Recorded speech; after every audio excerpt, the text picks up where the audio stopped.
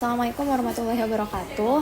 Sebelumnya Ibu perkenalkan, nama saya Alaisin Nijia dari Universitas Al-Azhar Indonesia. Hari ini aku mau izin wawancara Ibu untuk terkait tugas UAS aku. Saya boleh perkenalkan nggak nama Ibu siapa? Oke, halo, assalamualaikum warahmatullahi wabarakatuh. Perkenalkan, nama saya Mubarak Bagiria. Saya divisi dari Relationship Manager di HCM Funding. Aku langsung nanya aja kali ya. Boleh. Sebelumnya aku boleh tahu nggak kalau produk-produk di Bank Muhammad ini ada apa aja sih Bu? Produk di Bank Muhammad itu ada banyak banget sebenarnya. Ada dari produk yang tabungan, deposito, kita juga ada tabungan untuk haji, ada tabungan untuk berhadiah. Jadi tapi untuk yang perorangan dan non perorangan juga ada. Oke. Terus kalau misal keunggulan dari produk yang ditawarkan Bank Muhammad itu apa sih untuk nasabah? Produk unggulannya sebenarnya banyak banget kita produk unggulannya. Salah satunya adalah produk di haji. Betul. Jadi untuk di program di haji itu kita ada untuk namanya RTJH, rekening tabungan jamaah haji. Itu untuk rekening tabungan jamaah yang langsung mau daftar ke Kemenak untuk dapat porsinya. Berarti dibantu ya dari pihak Bank Muhammad Betul dibantu oleh dari pihak kita Bank Muhammad. Lalu ada juga tabungan rumah berhadiah, itu seperti deposito. Jadi nasabah itu menempatkan dananya di Bank Muamalat dengan nominal tertentu mulai dari jangka waktu 3 bulan sampai 36 bulan. Nanti udah dapat hadiahnya di awal. Gitu. Udah disebut. Oh iya. Betul. Oke. Selanjutnya aku mau nanya kalau misal keunggulan produk syariah dibandingkan produk di di bank konvensional tuh apa sih? Keunggulannya itu pasti banyak banget nih kalau misalnya di syariah ya. Salah satunya tadi kayak misalnya kita punya produk unggulan dari haji, terus punya produk juga tadi tabungan yang berhadiah, lalu juga untuk tabungannya kita nggak ada biaya administrasi. Oh iya, berarti tanpa bunga gitu-gitu ya? Iya betul. Okay. Terus kalau aku mau nanya kalau akad-akad di Bank Muamalah tuh ada apa aja sih kalau misal untuk di produknya gitu? Produknya kalau kita untuk yang tabungan ada akad mudharabah sama akad wadiah. Kalau akad wadiah itu akadnya titipan ya. Akadnya titipan, kalau yang mudharabah itu akadnya kerjasama. Akadnya kerjasama. Terus kalau yang tadi mudharabah itu mekanismenya gimana? Kalau yang mudharabah itu jadi kalau misalkan untuk yang mudharabah memang dana nasabah itu nanti ketika ditabungkan atau disimpan di bank itu nanti akan kita kelola kembali. Gitu. Oke.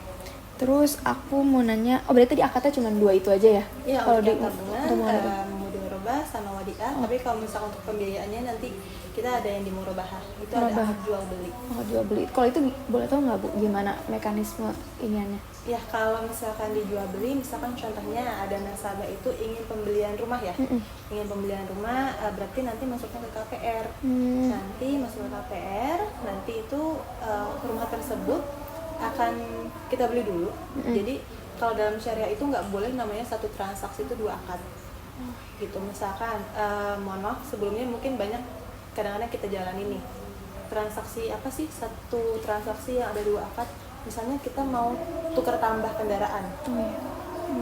Ketika kita mau tukar tambah kendaraan, misalnya kita mau beli mobil, kita punya mobil dengan harga 100 juta tapi kita mau beli mobil harganya 200 juta, berarti kita nambah 100 juta supaya kita dapat nih mobil yang baru 200 juta. Nah berarti itu sebenarnya tidak boleh seperti itu.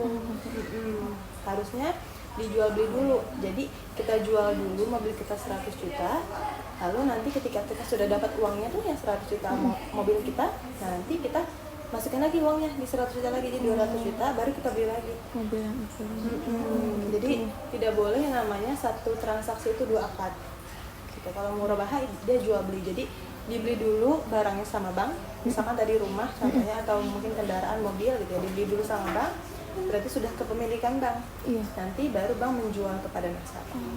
Berarti dari nasabahnya transaksinya langsung ke bank ya? Betul. Aku mau nanya kalau misal kendala utama yang dihadapi sama Bank Muamalat dalam memasarkan produk itu apa?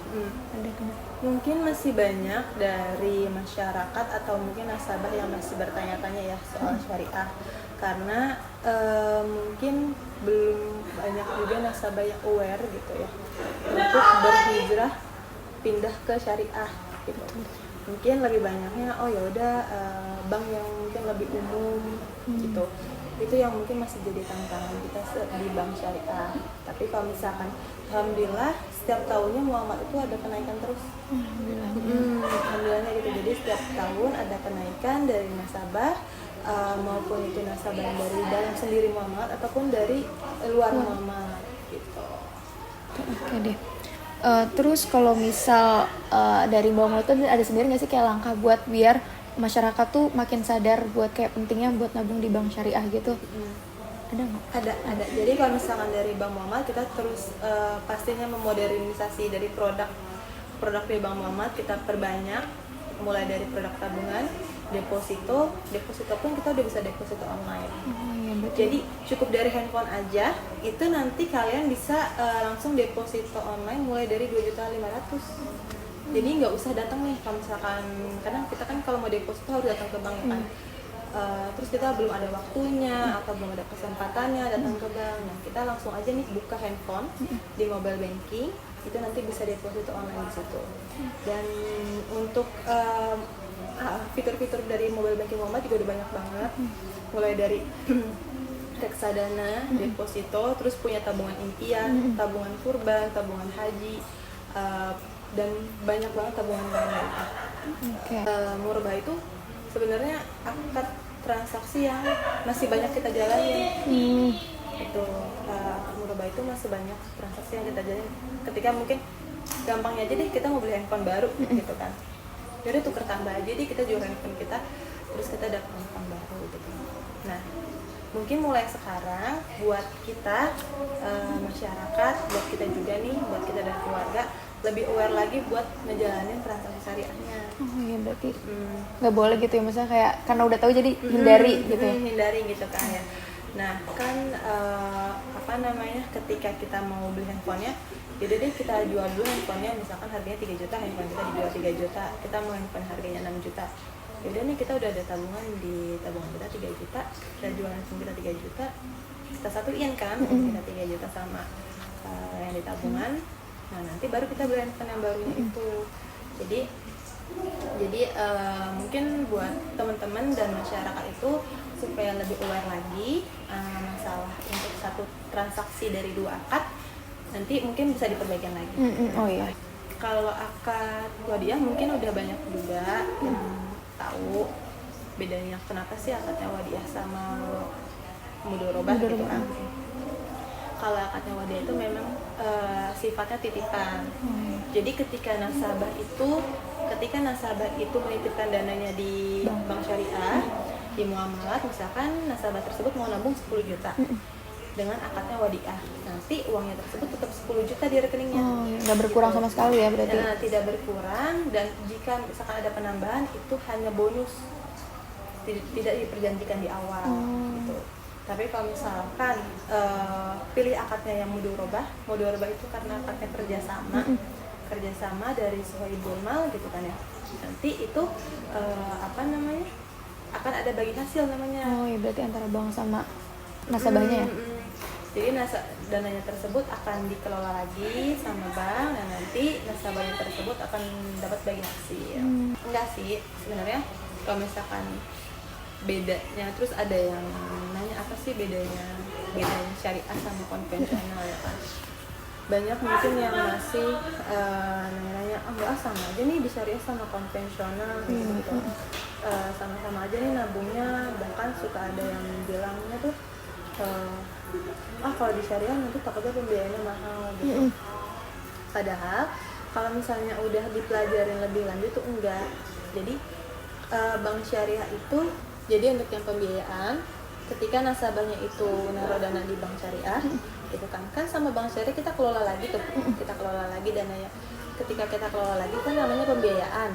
Nah ketika kita pembiayaan kepada nasabah itu harus ditanya juga ketika lagi proses pembiayaannya, dana tersebut mau dibuat apa. Tujuannya berarti ya? Tujuannya, jadi nggak boleh yang namanya dana tersebut itu dilakukan untuk yang kemudorotan. Misalnya mau usaha buka mohon maaf diskotik kayak gitu, atau enggak mau usaha mau jual minuman keras itu nggak bisa. Nah udah ke arah kesana ya berarti ya? Iya kayak gitu. Tapi kalau misalkan mungkin bukan di bank syariah, mungkin kalau untuk seperti itu mungkin bisa. Jadi buat masyarakat sekarang atau buat teman-teman juga, kalau misalkan mau buka rekening itu bisa tanpa harus datang ke bank. Jadi langsung buka aja handphonenya, langsung di install aja namanya Muamalat Din atau MDin. Nanti bisa di Play Store atau di App Store kalian. Itu nanti kalian tinggal pembukaan rekening aja, nanti pakai KTP sama NPWP sama nanti tanda tangan online, dan rekeningnya langsung jadi cuma 10 menit. Langsung berarti ya?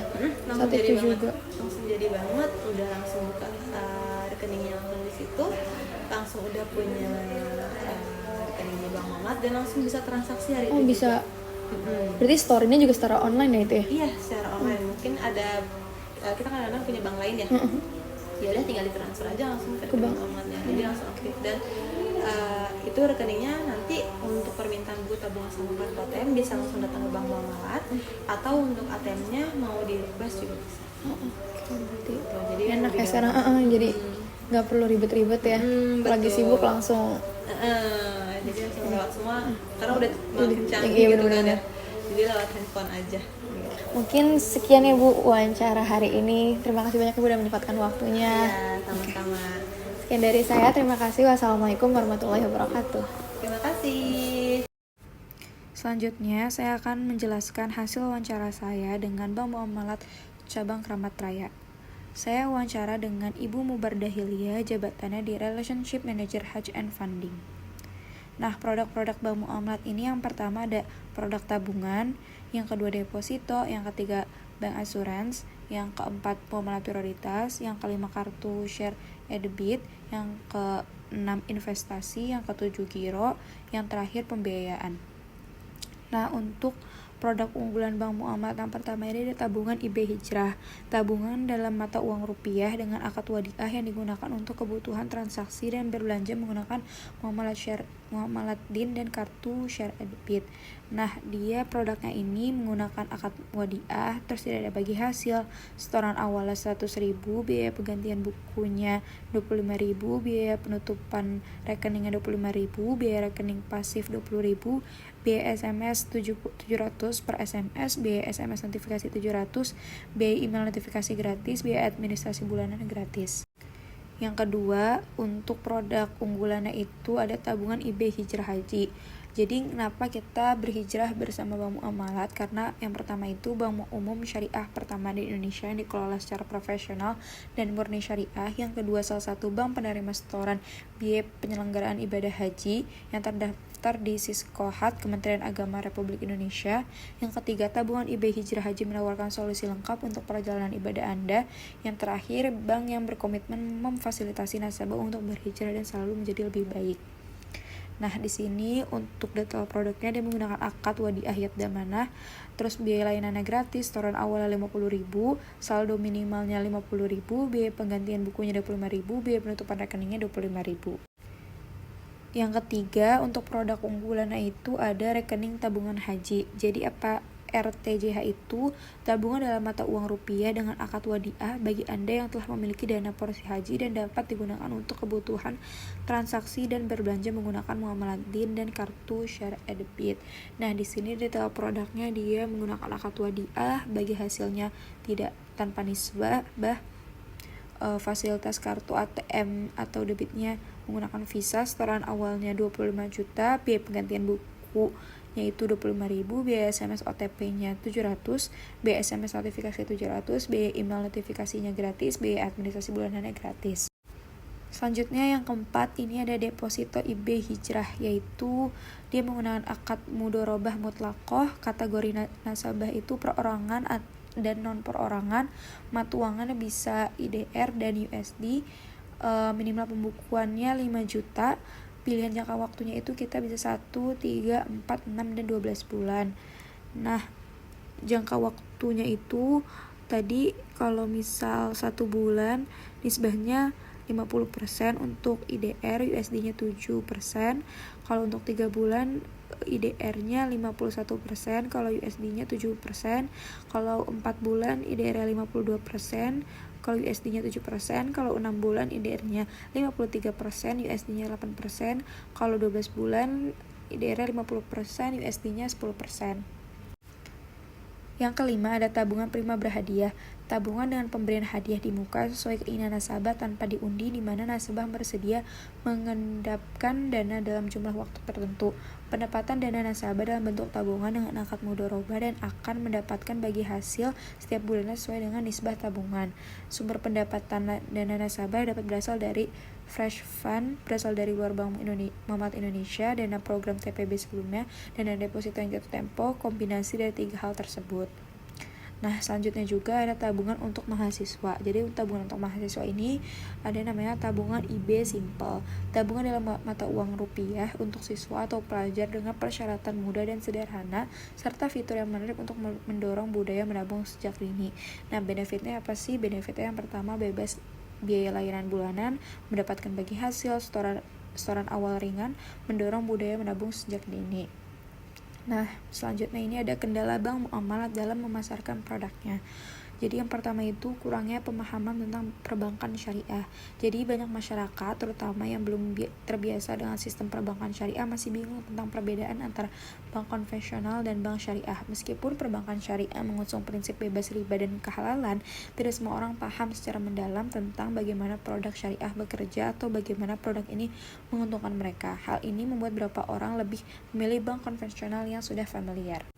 Yang kedua, persaingan ketat dengan bank konvensional. Bank konvensional memiliki sumber daya yang lebih besar dan jaringan yang lebih luas dibandingkan bank syariah. Mereka juga memiliki penawaran produk yang sangat kompetitif seperti bunga yang lebih rendah untuk kredit dan berbagai fasilitas yang lebih cepat. Sebagai bank syariah, bank muamalat harus lebih cermat dan menawarkan keuntungan yang lebih jelas dan membedakan produk mereka dari yang ditawarkan oleh bank-bank konvensional. Selanjutnya, langkah apa yang diambil Bank Muamalat untuk meningkatkan kesadaran masyarakat terhadap produk syariah, yaitu terus memperbanyak produk-produk di Bank Muamalat mulai dari produk tabungan, deposito. Selanjutnya, tabel akad-akad yang terdapat di Bank Muamalat. Yang pertama ada piutang murabahah di tahun 2023 sebesar 5.568.568.779. Untuk di tahun 2022-nya sebesar 6.384.172.219.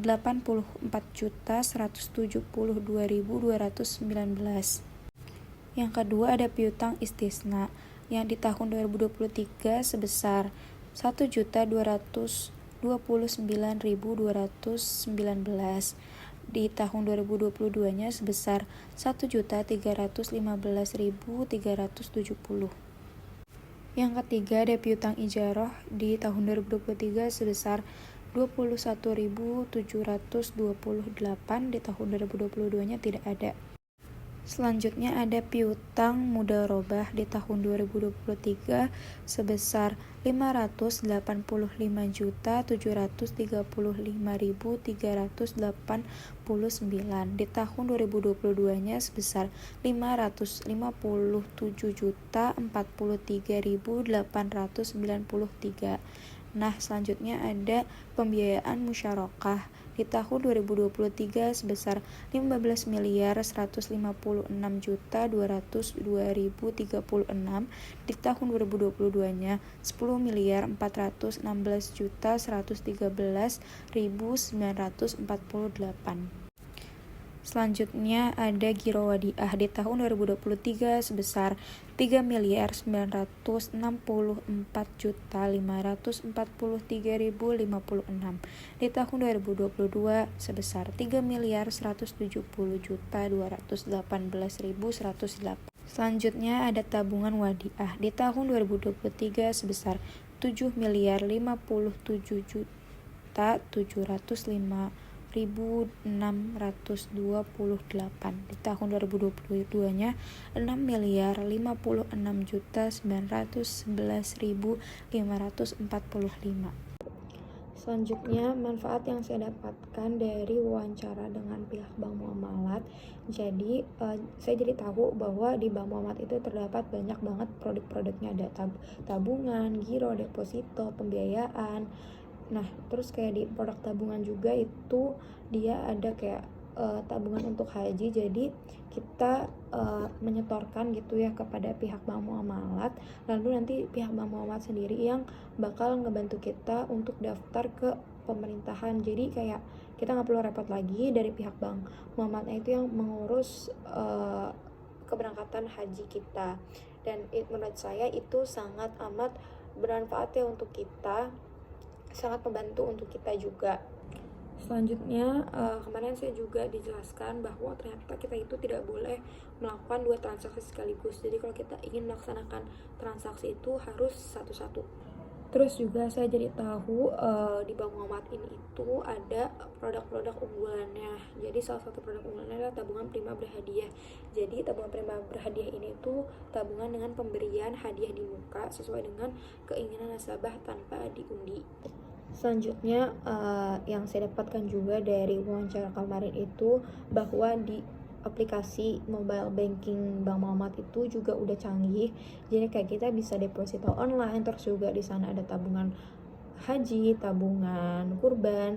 Pokoknya banyak banget fitur-fitur yang udah membantu kita masyarakat untuk melakukan transaksi. Terus juga dari wawancara yang sudah saya lakukan kemarin, saya jadi tahu pengaplikasian dari akad-akad yang ada di Bank Muamalat, misalkan akad wadiah. Jadi akad wadiah ini sifatnya berupa titipan. Jadi ketika nasabah menitipkan uangnya di bank sebesar misal 10 juta, nah di akad wadiah ini uang yang dititipkan oleh nasabah ini tidak akan berkurang, dan kalau misal ada penambahan itu cuman berupa bonus, jadi nggak diperjanjikan di awal.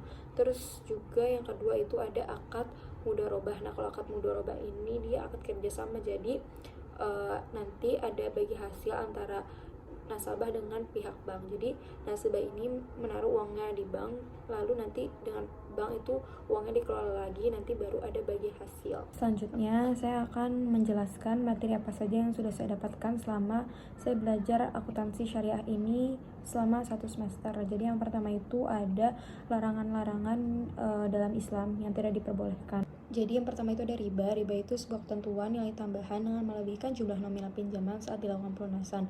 Adapun besaran bunga tersebut mengacu pada suatu persentase tertentu yang dibebankan kepada peminjam. Nah, jadi riba itu ada 4. Yang pertama riba fadl, yang kedua riba nasi'ah, yang ketiga riba qard, yang keempat riba jahiliyah. Nah, yang kedua itu ada goror. Goror itu ketidakpastian yang terjadi pada harga barang, waktu dan tempat transaksi. Bisa diartikan goror itu mengandung unsur penipuan kualitas dan kuantitas barang tidak sesuai dengan apa yang dijanjikan. Nah, harganya juga tidak sesuai dengan kualitasnya dan waktu penyerahannya itu berbeda dengan yang dijanjikan. Yang ketiga itu ada maisir. Maisir itu bisa diartikan taruhan, mengandung nasib, bisa juga diartikan sebagai judi. Nah, kan dalam perjudian itu ada taruhan harta untuk menentukan siapa yang menang dan siapa yang kalah. Nah, cara seperti itu berarti mendapatkan harta tanpa usaha. Jadi maisir itu setiap permainan dengan menggunakan taruhan harta yang diambil dari pihak yang kalah untuk pihak yang menang. Materi yang kedua ada akad. Jadi secara terminologi fikih, akad itu didefinisikan sebagai pertalian ijab, pernyataan melakukan ikatan, dan kabul, pernyataan menerima ikatan sesuai dengan kehendak syariat yang berpengaruh pada objek ikatan. Nah, jenis akad ini ada 2. Yang pertama ada akad tabaru, transaksi kebajikan. Jadi perjanjian atau transaksi yang bertujuan tolong menolong tanpa imbalan atau syarat dari pihak lain. Nah, yang kedua ada namanya akad tijarah, yaitu transaksi komersial. Jadi kesepakatan antara 2 pihak atau lebih untuk melakukan transaksi jual beli atau pertukaran harta benda dengan tujuan mencari keuntungan. Jenis akad tabaru yang pertama ada akad qard, meminjamkan tanpa mengharapkan imbalan. Yang kedua akad rahan, menahan salah satu harta milik si peminjam sebagai jaminan atas pinjaman yang diterimanya. Yang ketiga ada akad hawalah, pengalihan utang dari orang yang berhutang kepada orang lain yang wajib menanggungnya. Yang keempat ada akad wakalah. Jadi itu penyerahan pendelegasian atau pemberian mandat perjanjian untuk memberikan kuasa dari satu pihak ke pihak lainnya untuk melakukan suatu tindakan atau transaksi. Yang kelima ada akad wadiah, itu titipan murni dari satu pihak ke pihak lainnya, baik individu maupun badan hukum, yang harus dijaga dan dikembalikan kapan saja si penitip menghendaki. Terus yang keenam ada akad kafalah, itu perjanjian jaminan atau penjaminan yang dilakukan oleh satu pihak kafil kepada pihak lain makful lahu untuk memastikan pemenuhan kewajiban tertentu.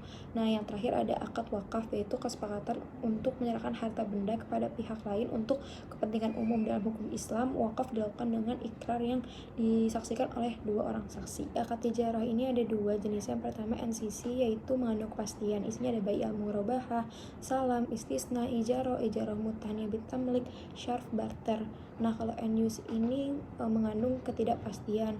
Itu ada syirkah, di syirkah itu ada mudorobah sama musyarakah. Akad murabahah itu adalah transaksi penjualan barang dengan menyatakan harga perolehan dan keuntungan yang disepakati antara penjual dan pembeli. Yang kedua akad salam, akad jual beli barang pesanan dengan pengiriman di kemudian hari oleh penjual dan pelunasannya dilakukan oleh pembeli pada saat akad disepakati sesuai dengan syarat-syarat tertentu. Yang ketiga ada akad istisna, yaitu akad jual beli dalam bentuk pemesanan pembuatan barang tertentu dengan kriteria dan persyaratan tertentu yang disepakati antara pemesan dan penjual.